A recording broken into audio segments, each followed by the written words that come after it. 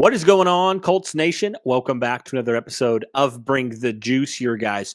Cody and Matt here back for another episode, guys. And today we're talking about the Colts preseason game, their second one that they played, their home opener in the preseason. They hosted the Detroit Lions. They lost by a score of 27-26. And so we're going to kind of talk about some breakdowns.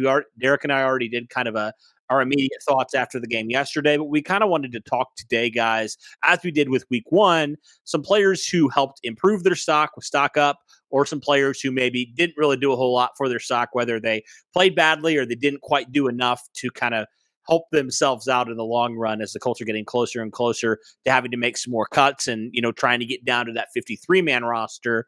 So without further ado, let's start up with some of the people who we felt like these players have stock up for this year or for this game moving forward. The first guy we got to talk about Sam Ehlinger. I mean, two stellar performances in the preseason, had another one, had a couple touchdowns, one long one, a 50-plus yarder to Dezmon Patman, and then he had another one to Mike Strachan.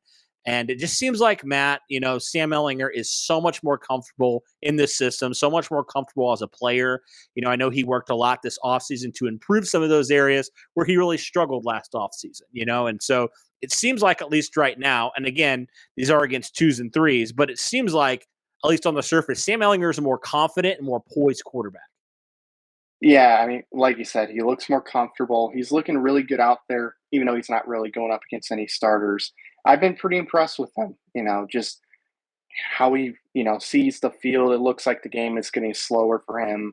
He's still got a little bit to go before he could potentially be a starter somewhere. Like, he's got a lot to work on, but he's making the right strides so far. And honestly, based on how he played the last 2 weeks, it's going to be really, really tough for this front office to let him go and risk another team to snag him up. I think either you have to keep him and have three quarterbacks on roster, or you're going to have to trade him and get something for him because somebody's going to take him. He's been playing really, really good football. So yeah, I've been really happy with him.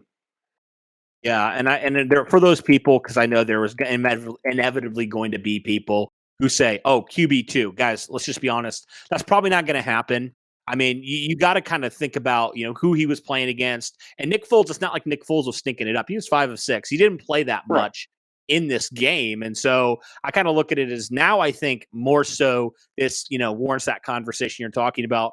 Do the Colts roll Yeah. with 3 quarterbacks, which I think is a real possibility. And I think now that you have potentially another roster spot with Ogletree going on IR, maybe that Yeah. does give you the potential to keep 3 quarterbacks. Or like you said, maybe some trade bait and get something out of Sam Ehlinger, who, is a late round pick to begin with. If you can get something back for him, maybe that's something, if he continues to play well, the Colts consider. But all that to say, we just want to give him credit where credit is due. He has looked really good on the run. He's really good at breaking away and making those throws on the run to open guys. And so it's really been great to see kind of his touch on the ball really, really improved this year. And I'm excited for him to continue to do that, in the preseason and beyond. But as far as QB2 goes, probably not this year if the Colts were to keep him. But we'll see. If he continues to progress, man, maybe next year he's QB2. We'll see. But all right, let's continue on talking about some other players. I already talked about some of the players that Sam Ehlinger threw touchdown passes to. We got to talk about the first guy that he threw a touchdown pass to. That's Mike Strachan. And it's crazy, Matt, that Mike Strachan is not even a week removed from being removed off of the PUP list, and he's already showing out again like he did last preseason. He came back on Tuesday, actually, when I was down there at practice, jumped in right with the 2s and never looked back. And he's continuing to show what the Colts saw in him when they took him in that 2021 draft. So really excited for Mike Strachan. And I think he's honestly now, Matt, even though he hasn't even been with the team for an entire week, he's making a case for potentially wide receiver number 5. What are your thoughts on Mike Strachan so far? I've been really happy with what I saw from him, especially with him only being back for a week now. Thought he's done a lot of really good things. And just watching the game, like you said, he looks like he's wide receiver 5. He looks better than just about everybody out there as far as, the guys that aren't going to be your receiver 1 through 4. Like, he just looks better than most of those depth piece guys. And I think he's going to find his way to, getting a spot on the roster. I mean, that size that he has, 6'5", with the speed he has, the athleticism, the great hands, it's just really tough to not take him.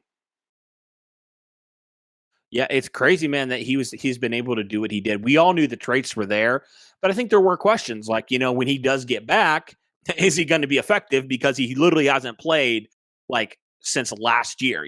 So it's Right. like what will he look like, when he comes back? And credit him, man, he hasn't lost a step. He's clearly ready to go and ready to get back in there, from that. I believe it was, I don't remember what injury it was that he suffered, but he did suffer it in OTAs. I think it was something around the knee. I can't remember. I think it was a meniscus tear if I'm not mistaken, Something like that, I think. something around there. But anyway, Yeah. uh, regardless, it's great to see him starting to step out and maybe, kind of separate himself from some of these other guys also going for the wide receiver number 5 position. Yes. And then we got to talk about the other wide receiver who stood out, who has had the whole time. He hasn't been injured, but has honestly been kind of quiet during training camp. We haven't heard a whole lot about him, but this was the coming out party for Dez Patman. I tell you what, he had that big long touchdown, had over 100 yards receiving. I mean, he looked really, really good, Matt. Yeah, I mean, 5 catches, 103 yards, touchdown. He'll take those numbers all day, every day. Looked like out of all the receivers, besides maybe Strawn, he was really good at getting separation. He like I honestly think him and Strawn are going to make the roster. I think if they do roll with 6 receivers, it's going to be Strawn and it's going to be Patman. Patman, I think, I mean, we saw what he did last year. I mean, in Arizona, had that nice touchdown catch. We know he's capable of doing good things. I think the front office knows it, and he's showing it again. So I was really happy with what I saw from him. Yeah, he looked like a different kind of wide receiver. He looked fast. Like I know he's a big body wide receiver, but he looked fast when he got the ball in his hand, man. Like he was not afraid at all, to go and just run it after the catch. He had a lot of good rack there. So yeah, great to see. You good over there? Just want to make sure you're good. Yeah, That was funny. the little white dog, and in my husky. Hey, Like you know I what? kept. We'll keep this in the episode because that's pretty funny. Your face just was priceless, man. That's great. Um, yeah, but anyway, great to see Patman and Strawn both stepping out so far. Wanted to talk about guys just real fast. Another guy here on the offensive side of things, and that is Bernhard Raimann. Bernhard Raimann, the rookie out of Central Michigan, was the starter, quote unquote, because all the starters weren't playing, obviously. So he was the starter at left tackle, and I want to give him credit where it's due. There's been a lot of ups and downs for him so far through the preseason, through training camp. I thought Bernhard Raimann looked really, really good. Again, it is against 2s and 3s, but I liked what I saw from Bernhard Raimann. And for me, it's all about him just getting a little bit better every day, right? Just getting more confidence in himself and his ability to play the tackle position at the pro level. So overall, I was very impressed with Bernhard Raimann. Matt, what was your thoughts on the rookie? Yeah, I was pretty impressed with him too. He did exactly what he needed to do, and that was just get better and better. I don't expect him to start. My husky also doesn't expect him to start right away. It's going to take some time, but no, I mean he's doing what he needs to do. He's looking like, at worst, he's going to be a solid number 2 this year for the left tackle spot. And just with how he's improving, won't be surprised if either next year or maybe even at the end of this year, he does good enough to where he's going to be the number 1 guy and he'll start over Matt Pryor. Really happy, didn't make mistakes. That's what you want to see in a guy like him. Like you said, played against 2s and 3s, but still looked good. Yep. And for him, it's just continuing to get better every day. No pressure to start right away. If he gets to that point, great this year, but he doesn't have to. He doesn't have to feel that pressure. So great to see him just continuing to improve, and he can really just take his time this year if he absolutely needs to do so. All right, let's move over now to the defense. A couple other guys on this stock up list. I just want to kind of group these guys a little bit together because there is a little bit of a theme with these 3 different kinds of positions here. Start with the defensive line. Dayo Odengbo and Ifedi Odenigbo, of course, both of them stand out, so I have to say their names back to back. But I think I got it pretty good there. Both these guys looked really good. I mean, Dayo Odengbo had 2 sacks in the day.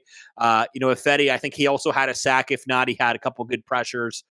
They both looked really, really, really good on this defensive line. And, they can both kind of play, especially Dayo can play a little bit of everywhere, but it seems like he's really starting to come into his own as a pass rusher. Yeah, I again really happy with those 2. Odengbo, he's starting to slowly show what Ballard saw in him last year, and he showed why Ballard took him in the second round. And then with Ifedi, I believe is how you say his first name, right?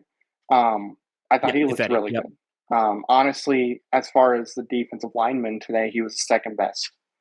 As far as the guys that played today, I was really happy with what I saw from him. And I think he's playing well enough to where he could earn a roster spot when it's all said and done. He's getting pressures. I think he led the team in pressures with, I think, 7 pressures in total, Wow. is what I think the Dang. numbers ended up going up to. I could be wrong. Maybe I mixed up pressures with tackles. I don't know. But I'm pretty sure it's pressures. He's looked really good both games so far. And, you know, it's good. If he continues to get better like he looks like he is, it's going to be a nice little depth piece. And Odenigbo is only a couple years removed from a 7-sack season with the Cleveland Browns. So he has done it. He has proven he can be an effective pass rusher in this league. So, yeah, I'm excited to have him kind of as a situational backup pass rusher behind, obviously, the 2 starters. But, yeah, I was really encouraged by both these guys and their progress and their ability to get after the quarterback. I think that should excite fans alone. These guys aren't even the starters, and they're just continuing to disrupt. And whenever they're given the opportunity, they're making plays. So really excited about those two. All right, let's continue here talking about a couple of the linebackers, a couple of the undrafted linebackers. I thought filled really well yesterday. I think the guy that stood out the most was Sterling Weatherford. He was clearly the best linebacker out there yesterday for the Colts. And, kind of talking about guys like JoJo Doman, who is probably going to make the roster when he gets back. I really do feel like he's going to. Weatherford made a strong case. And I think the same goes for Forrest Ryan. They both made strong cases yesterday. Could they potentially be guys that could sneak onto this roster for the Colts? I definitely think Weatherford could be somebody that sneaks in and makes the roster. Didn't really see much from him. No, I can't speak. I didn't see much from him last week, but it was really nice to see him this week make an impact and do some good things. And then, like you said, with Ryan, he looked really good as well. That was nice to see. But yeah, I mean, if you ask me which one of those two were going to make it, I'd probably go Weatherford. But still, I think Ryan definitely did make a case that he deserves to be considered to make the roster. Yeah, it seems like whenever the ball was, being thrown around, they were right there to make a play. It seemed like they were all over the field. Both of them were. So, yeah, really excited to see how these guys both progress. And, if one makes the roster and the other one's on the practice squad, I feel pretty good about that. I would love to just keep all these young linebackers because I do think there's a lot of talent. There's a lot of talent ahead of them, obviously. So maybe, the Colts might be losing out on one of these good players, getting more snaps, but that's kind of how it is, with the NFL. But I feel a lot better about the depth now, seeing these guys going out and playing really good ball for you. So, yeah, really good to see. All right, the last couple of guys we want to talk about for the stock up. I want to talk about corner that I did not expect, kind of came out of nowhere, Tony Brown.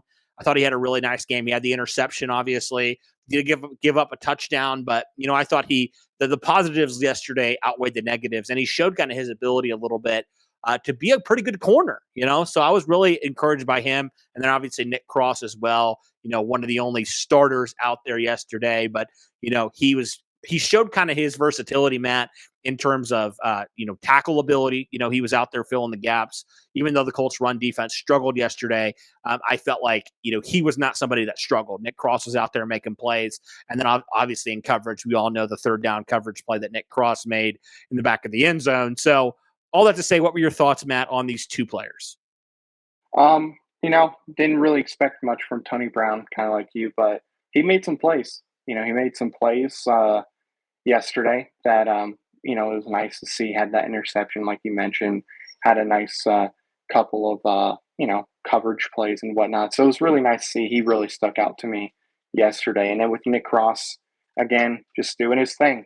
It's looking like he's going to be a really nice safety to have back there with Julian Blackman.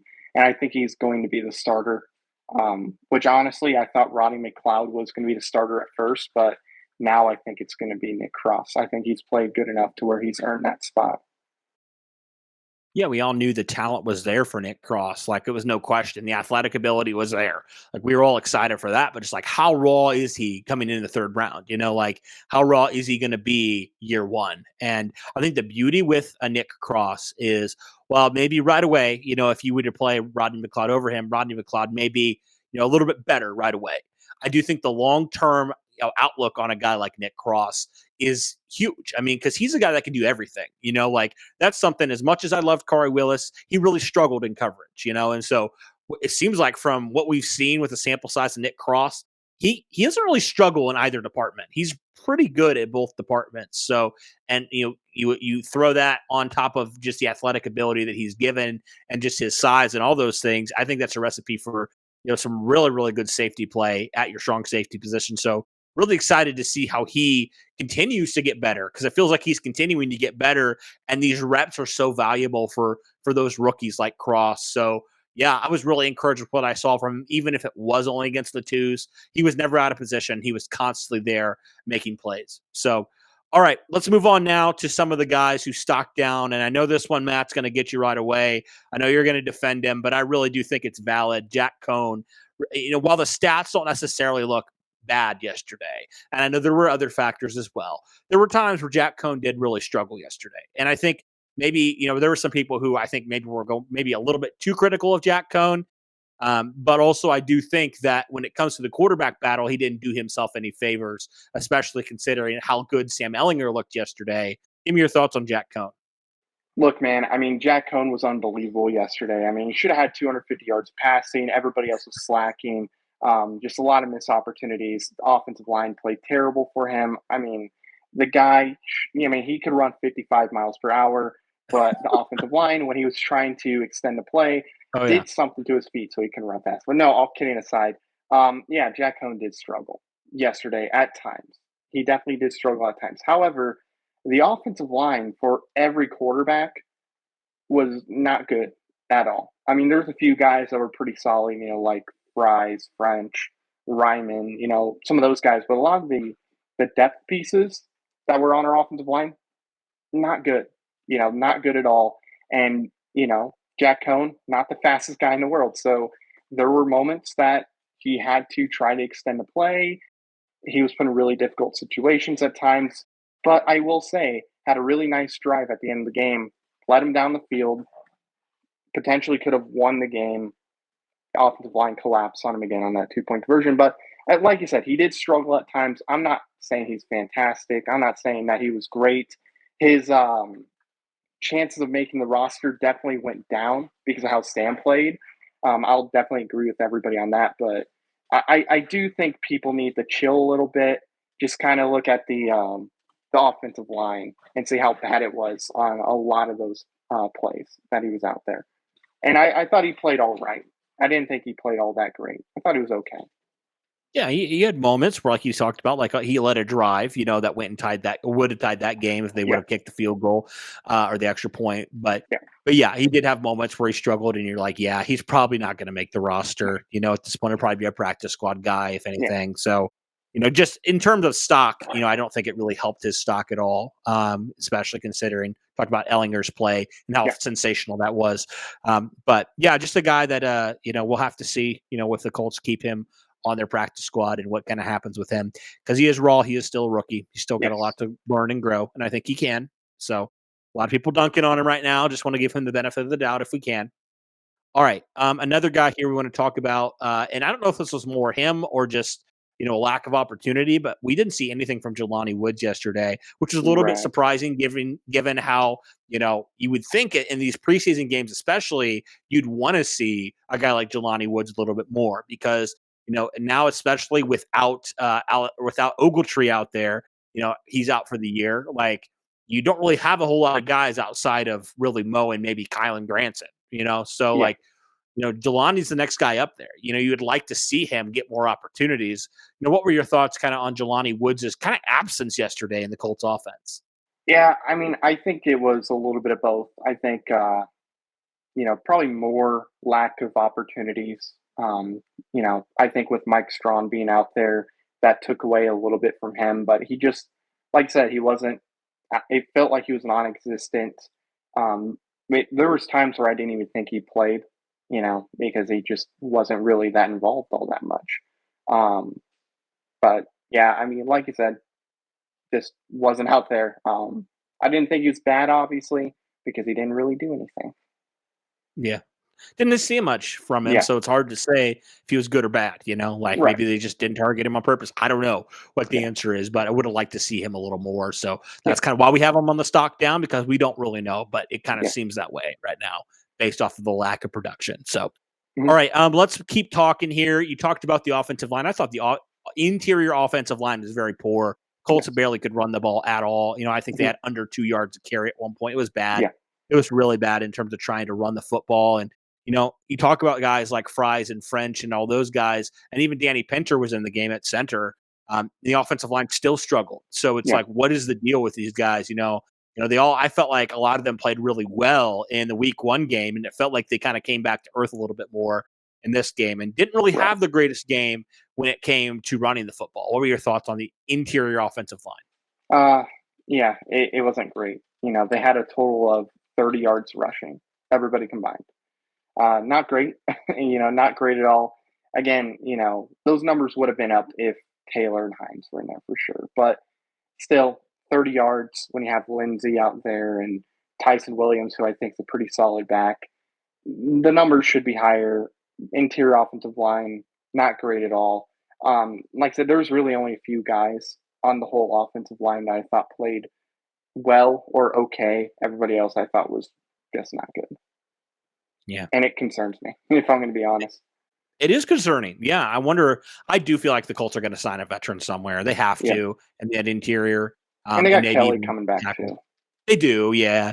Yeah, which is why maybe I'm not as concerned that a guy like Ryan Vandemark, who's the next guy on our list, Yeah. kind of struggled as well. He's kind of struggled throughout, which is kind of crazy considering what the Colts gave him as an undrafted free agent, and he just has Yeah. not looked good at all. Like that's been actually kind of surprising how bad he's looked at times at right tackle. So, don't really love to see that from Ryan Vandemark. What were No. your thoughts on his performance? To put it nicely, not good. Um, yeah, he just was not good. I didn't like the move initially to bring him in just because I wasn't impressed with him in college. He didn't really stand out as somebody that I thought could be a nice depth piece on the team. I don't know. Maybe it was Connecticut and just how their offense was ran that made it look like he wasn't quite as good. Maybe it was the quarterback. I don't know. Nobody watches Connecticut football, so I'm not sure we can find an answer there. But yeah, I wasn't impressed with him. I haven't really been impressed with him at all in the first 2 preseason games. So, yeah, he's somebody that needs to have a really good game, or else he's going to be on the chopping block. Yeah, I do think he will be. I don't think right now he's anywhere close to making the final Right. 53 man roster at all. All right, we talked about how bad the interior offensive line depth was.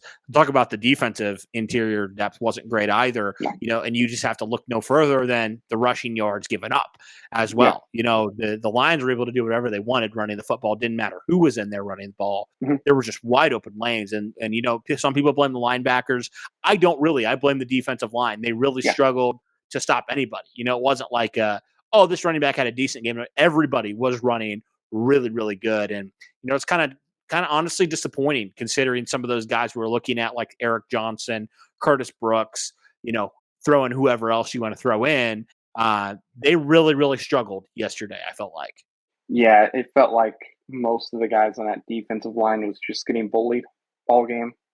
They weren't able to do anything. 174 yards rushing total is not something you want to give up if you're a defense when it comes to defending the football as far as running goes.